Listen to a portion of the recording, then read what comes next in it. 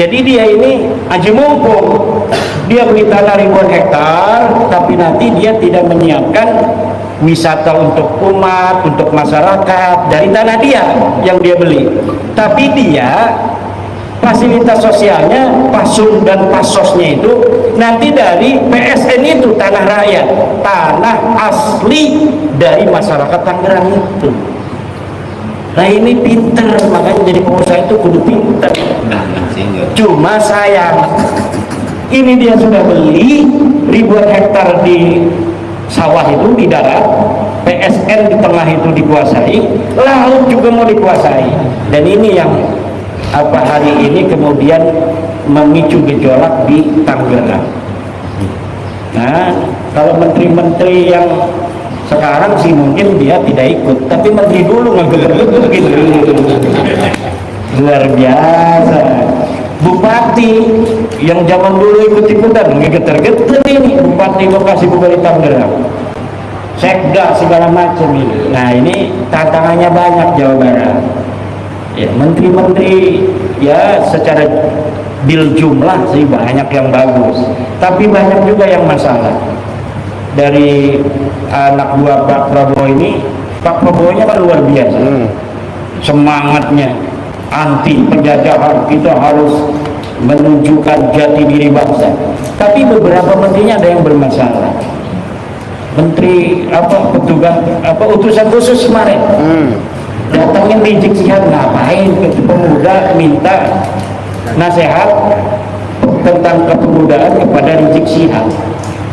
Yang mau dinasihatin dari Rizik apa? Supaya pemuda kita teriak-teriak. Ini Raffi Ahmad ini perlu tinjau ulang. Kalau bisa ya diberhentiin aja. Diberhentiin Raffi Ahmad dari utusan khusus presiden. Kenapa? Karena kurang cerdas.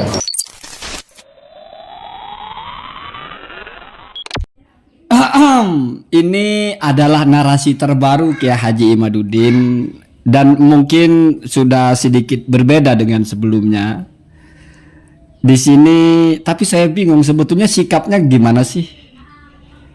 Walaupun kayaknya beliau ini merasa cerdas sekali, jadi mengerti betul persoalannya. Dan rumusan beliau itu ya wallahu alam, siapa yang membenarkan itu? Mungkin beliau sendiri dan pengikutnya.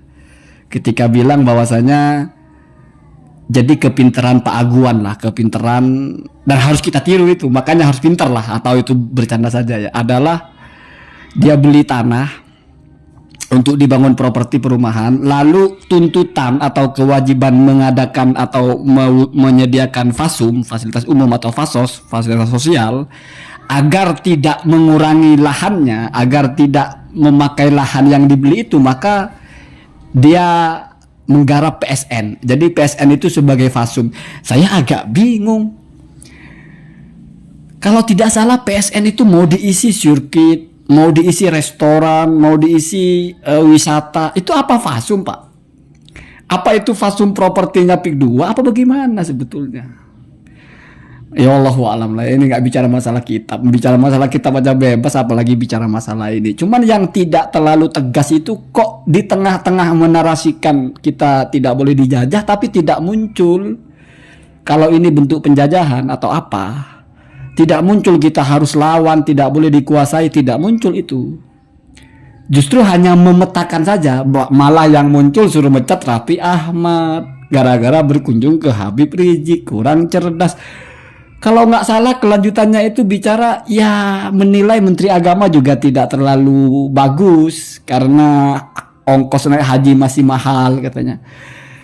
Kalau mengkritik menteri kenapa kok nggak Pak Bahlil yang dikritik? Apa karena Pak Bahlil itu dekat sekali dengan Pak Jokowi? Dan kita bingung ya. Bicara seperti ini bingung sekali. Kemana sebetulnya arahnya orang ini? Menganggap itu sesuatu yang harus dilawan atau tidak? Kok malah cuma dijelaskan ini begini, begitu, begini, begitu. Dan ini pinter, makanya harus kita ikuti. Artinya kita harus pinter gitu, bukan harus ikut begitu ya. Cuma kan jadi aneh Pak penjelasannya. PSN itu tanahnya rakyat Banten. Bagaimana tanahnya masyarakat Banten? Katanya itu tanah negara kok. Tanah mangrove, bukan tanah yang digarap, tanah yang nggak diapa-apain, terbengkalai. Dan itu yang didukung oleh Kiai Sadiqil Siraj, bagaimana tanah terbengkalai itu dimaksimalkan. Tapi membeli ribuan, bukan lagi ribuan, mungkin puluhan ribu tanahnya masyarakat itu kok dalam pembicaraan Kiai Mar ini nggak dijadikan persoalan gitu. Malah persoalannya adalah karena pagar laut, artinya karena mau menguasai laut juga. Artinya kalau menguasai tanah itu mungkin sudah selesai ya, sudah nggak ada masalah gitu. Karena narasinya sayangnya mau laut juga, artinya seandainya nggak ada pagar laut, artinya seandainya nggak ada kapling-kapling laut, mungkin itu dianggap nggak masalah, apa begitu? Ini orang Bantennya Pak, bahkan yang dekat sekali lokasinya. Walaupun ya kita tidak tahu, kita tidak bisa menghukumi kemana sebetulnya arahnya orang ini.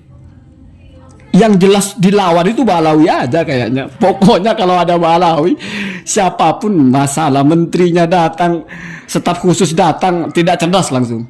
Itu aja yang dipikirinnya. Saya jadi ingat orang gila ketapel, seperti yang sering saya ceritakan. Sudah dijelaskan banyak hal, ketapel lagi. Apa mau saya ulang cerita ketapel itu? Jadi ada orang, ya sudahlah ya. Jadi kita itu sebetulnya menunggu. Ini kan orang-orang yang spiritnya itu memperjuangkan pribumi, memperjuangkan kemerdekaan. Jangan sampai dijajah, jangan sampai jadi budak, jangan ini, jangan itu. Tapi ketika ada hal-hal yang oleh masyarakatnya sendiri dianggap itu adalah semena-mena, malah oleh kiainya ini nggak dianggap semena-mena. Beli lahan ribuan, bukan lagi ribuan, itu nggak dipersoalkan kayaknya di sini. Yang dipersoalkan sayangnya, bahasa sayangnya itu.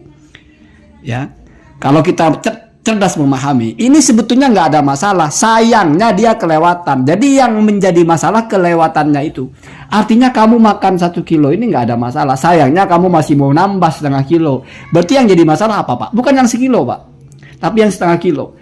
Jadi pembelian lahan tanah ribuan warga, tanahnya warga ribuan hektar itu dianggap nggak jadi masalah berarti. Yang masalah sayangnya laut juga.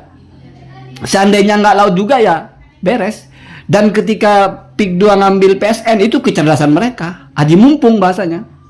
Aji mumpung ya artinya dia beli lahan yang bisa diisi rumah semua. Akhirnya nggak perlu ada yang di-share untuk fasum. Nggak perlu ada yang dibuat bangunan di situ. Fasumnya disatuin di PSN. Nah terserahlah PSN mau dianggap fasum atau apa. Cuman setidaknya itu berarti nggak dianggap persoalan. Aji mumpung. Yang persoalan adalah karena sudah merambah ke laut. Jadi begitu Pak ya. Jadi Kiai Haji Imaduddin tidak pernah mempersoalkan PIK 2. Itu aja intinya mungkin. Walaupun kalau kita dengar-dengar apa iya bisa disebut fasum. Fasum itu kalau di perumahan Anda sediakan ada masjid, ada jalan. Itu namanya fasum kan fasilitas umum Pak, bukan komersial. Tapi PSN-nya itu kan mau dibangun apa Pak? Mau dibangun sirkuit. Sirkuit fasilitas umum. Iya sih untuk umum, tapi kan bayar. Bener kata Pak Khalid itu. Restoran fasilitas umum. Iya, tapi bayar kayaknya. Mau dibangun wisata. Oh ya, mungkin fasilitas umum. Oke, boleh lah. Tapi intinya itu tidak dianggap masalah sebetulnya. Justru dianggap sebagai sebuah kecerdasan. Jadi daripada kita beli lahan misalnya 1 hektar kita bikin rumah semua bisa isi 10, 100 atau berapa penuh. Tidak perlu ada yang dibuat masjid, tidak perlu ada yang dibuat apa, fasum lah, fasos tidak perlu di situ. Jadi semuanya dikumpulkan walaupun biasanya kalau pengembang properti itu fasumnya ya di tengah-tengah perumahannya itu, bukan di tempat lain. Jadi kontraknya Anda beli lahan luasnya berapa, tidak boleh dibangunin semua penuh, harus ada yang di-share untuk fasilitas umum, untuk fasilitas sosial. Biasanya kan begitu, atau mungkin karena nyambung ya dengan PIK-nya itu ya. Jadi ya kalau begitu berarti PSN-nya itu juga dibeli tanahnya. Kenapa? Karena fasum itu adalah kewajiban pengembang itu untuk mengalokasikan dananya. Karena kan dana Pak. Beli tanah itu kan aset Pak. Misalnya 1 hektar Anda beli 100 juta misalnya. Lalu dari 1 hektar itu berapa meter harus dialokasi? Itu kan uang Pak. Kalau ini tanahnya kok bisa tanah PSN? Tanah negara yang dijadikan fasumnya. Atau mungkin dikonversi. Jadi biaya tanahnya dikonversi menjadi biaya bangunan. Tapi itu kan dikelola mereka juga nanti Pak. Itu jadi aset mereka itu. Ya namanya restoran Pak kan pasti ada yang punya Pak. Namanya sirkuit ada yang punya. Ya Allah masalah itu yang jelas itu saja tadi. Kul bisoroha. Anda sejalan nggak dengan masyarakat Anda di Banten itu? Atau tidak? Itu aja. Ya memang agak berat masalah ini.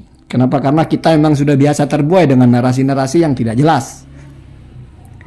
Karena kalau mempertegas mungkin gimana ya. Jadi begitu ya. Dan kita bisa mencirikanlah orang-orang seperti itu ya. Allahumma dina ada